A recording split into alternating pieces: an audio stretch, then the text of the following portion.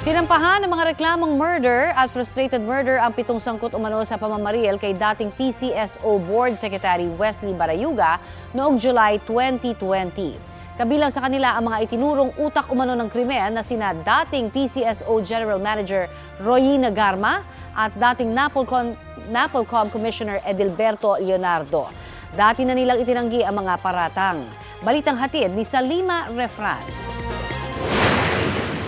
Sinabi ko kay Sir Leonardo na dahil isang opisyal ng gobyerno ang target, mahalaga na magsagawa ako ng sarili kong verifikasyon.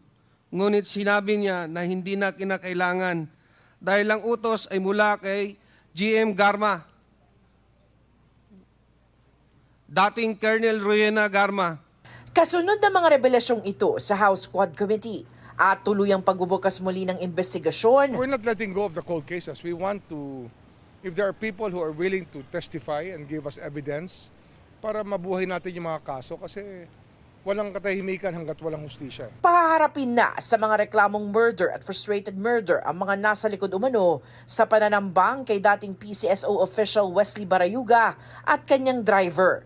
Bitbit ang case files ng investigasyon ng Joint Task Force ng PNP-CIDG at NBI-OTCD. Pinangalanan bilang principals by inducement sina dating PCSO General Manager Royina Garma at dating NAPOLCOM Commissioner Edilberto Leonardo. 5 iba pa ang dawit rin sa reklamo, kasama ang nagturo kay Garma at Leonardo bilang mga utak ng pagpatay na si Police Lieutenant Colonel Santi Mendoza.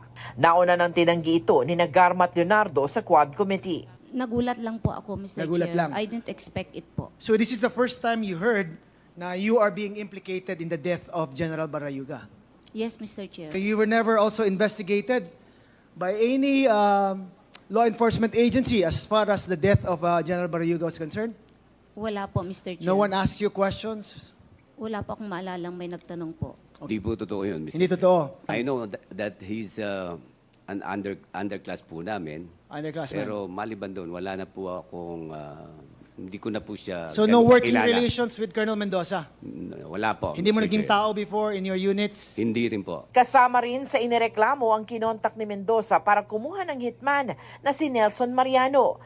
At ang kinuha umano nitong hitman na si alias Tox na isa rin palang pulis. Kinilala si alias Tox na si Police Senior Master Sergeant Jeremy Kausapin. Inireklamo rin ang isang alias Loloy at isa pang John Doe. Dahil sa pakikipagtulungan sa investigasyon, inirekomenda para gawing state witness sina Mendoza at Mariano.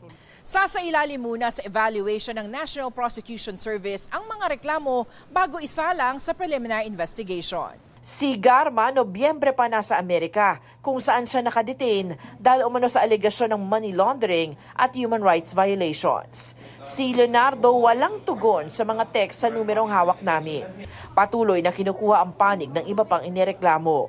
Salima Refran, nagbabalita para sa GMA Integrated News.